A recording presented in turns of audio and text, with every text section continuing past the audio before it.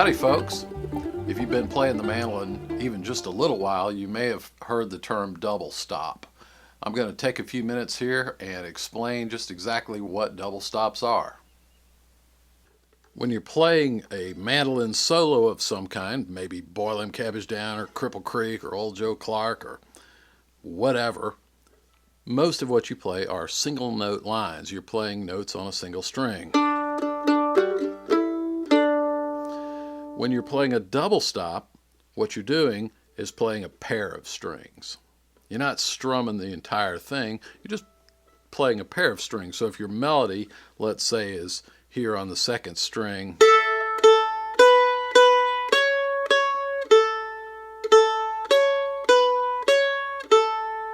then we could add a neighboring string. We might add the open E string.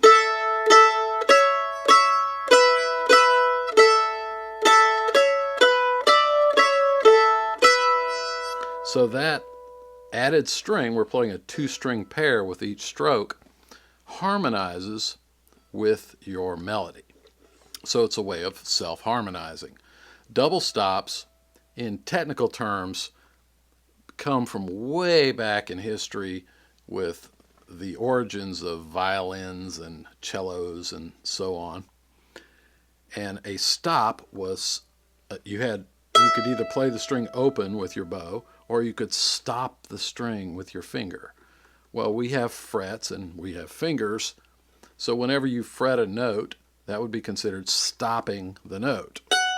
You're stopping the vibration at a higher point. Well, that would be a stop. A double stop would mean doing two of those.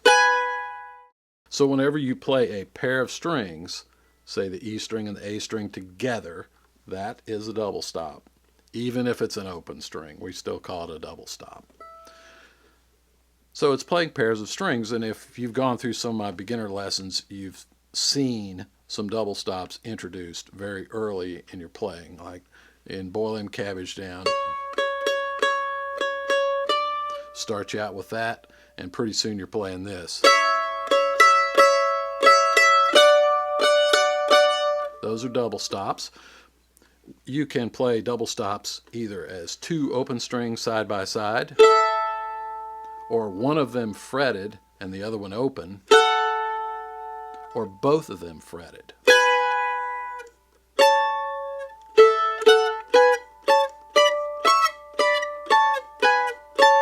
Some people call these two-finger chords or two-note chords. And they are two notes from a chord. Technically, a chord needs a minimum of 3 notes, but that's why they qualify it by saying two-note chords. Now, I will say this about double stops. They're on a mandolin. You always play them on an adjacent string. If your melody is on the 3rd string, your double stops are going to be either on the 2nd or the 4th. That is fairly logical. It's hard to play, let's say, the 3rd and the 1st together at the same time, unless you use finger picks. Like a banjo player, you could play them. But with a flat pick, you need to play neighboring strings.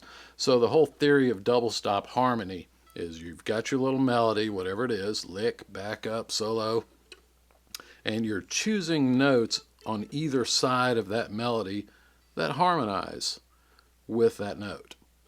And I've got a lesson called Exploring Double Stops, which you might enjoy, which goes through some of the principles of how to select those notes. So that's what a double stop is. It's simply playing, instead of a single string line, playing two strings together.